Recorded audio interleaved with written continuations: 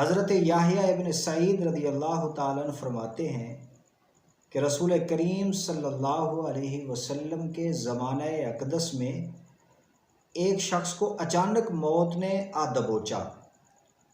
ایک دوسرے شخص نے کہا کہ اسے موت مبارک ہو، اس طرح مرا کہ کسی مرض میں مبتلا نہ ہوا۔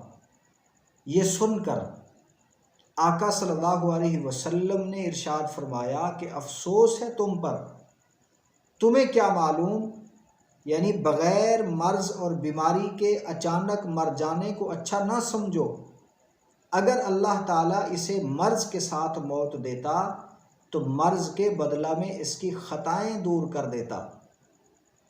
اس حدیث مبارکہ سے معلوم یہ ہوتا ہے کہ اگر کوئی آدمی کسی مرض میں مبتلا ہونے کے بعد اس دنیا سے کوچ کرتا ہے، اسے موت آتی ہے، تو ہمارے معاشرے کے اندر ایک بہت بڑی غلط فہمی پائی جاتی ہے۔ جو بندہ بیمار ہوتا ہے کہتے ہیں یہ اپنے گناہوں کی پاداش میں پکڑا ہوا ہے۔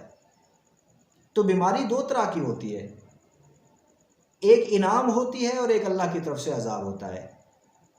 اگر تو انسان کو بیماری کی حالت میں اللہ کا شکر کرنا نصیب ہو گیا، اللہ کی یاد نصیب ہو گئی، اپنے گناہوں پہ توبہ کرنا نصیب ہو گئی، یہ سعادت نصیب ہوئی ہے، تو یہ بیماری اس کے لیے انعام ہے۔ اللہ تعالیٰ نے اس کے رفع درجات کے لیے بھیجی ہے۔ ایک حدیث مبارکہ کے اندر آتا ہے کہ رب العالمین ایک آدمی کا مقام بہت اونچا لکھ دیتے ہیں، اپنے اعمال کے ذریعے سے وہ اس مقام تک نہیں پہنچ پاتا، پھر اللہ تعالیٰ اسے کسی مصیبت میں مبتلا کر دیتے ہیں، اس مصیبت میں وہ صبر کرتا ہے تو پھر اللہ اس مقام تک اسے پہنچا دیتے ہیں۔ تو یوں سمجھ لیں کہ عبادت کے ذریعے انسان جو کئی سال سفر طے کر کے جس مقام پہ پہنچتا ہے، مصیبت پہ صبر کرنے کی وجہ سے وہ لمحوں کے اندر اس مقام تک پہنچ جاتا ہے۔ اور دوسری بیماری عذاب ہوتی ہے۔ اگر انسان کو جب بیماری آئے اس میں واویلا کرے، ناشکری کے الفاظ کہے، ہر کسی کو بتاتا پھرے اور ہر وقت اس کی زبان پہ شکوہ شکایت ناشکری کے الفاظ ہوں، تو یہ بندہ سمجھ لے کہ یہ بیماری میرے لیے نعمت نہیں، میرے لیے عذاب ہے۔ تو اس حدیث مبارکہ کی روح سے اگر کوئی آدمی بیمار ہو کے مرا ہے، چاہے جو بھی بیماری ہو، بعض بیماریاں تو ایسی بھی ہیں کہ جن کے متعلق احادیث مبارکہ میں یہ بھی آیا ہے کہ ان بیماریوں کا مبتلا ہو کے جو بندہ مرتا ہے وہ شہید ہے۔